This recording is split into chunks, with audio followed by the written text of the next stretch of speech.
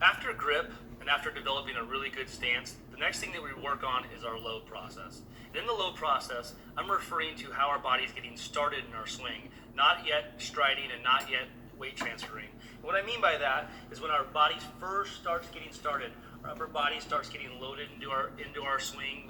We start getting some weight shift going backwards a little bit. We got our lower half starting to get engaged. It's the first move that we make in our swing. In developing a good load, there's a lot of good aspects we want to focus on. The first thing that we want to focus on is from the ground up. So in our load process with our lower half, the things that we want to see in a good load is how our front foot works. And so for some hitters, we have some hitters that have really high leg kicks. And a high leg kick is totally okay as long as the hitter doesn't go back onto their backside. We talk about maintaining that K posture all the way until we get our foot down. So when you have a hitter that likes to have a leg kick, make sure that you're able to have that posture of maintaining that K in that leg lift.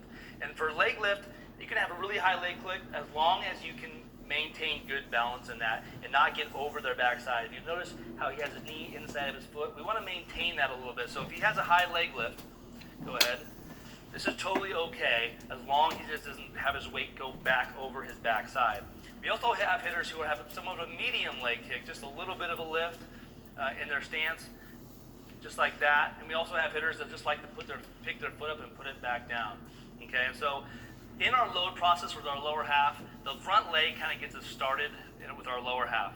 The next thing that we like to see if we move on our way up is in our hips.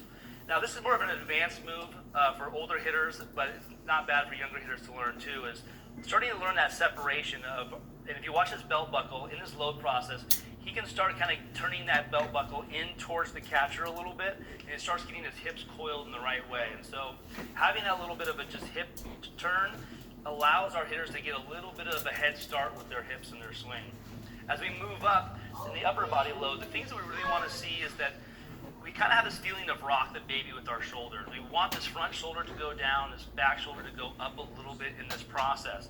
Now, if you have a hitter that has their elbow down in their stance, you're going to see a little bit more of a pronounced rock the baby move in the sense of their load to kind of get their elbow up and going a little bit in this process. And this is before they actually go forward. So maintaining that K, we want to have just a little bit of this load. In the ice cream scoop drill, we're going to talk a lot about how the hands work in this load. I have no problem with hitters who like to tip the bat out. You'll see that some hitters like to tip.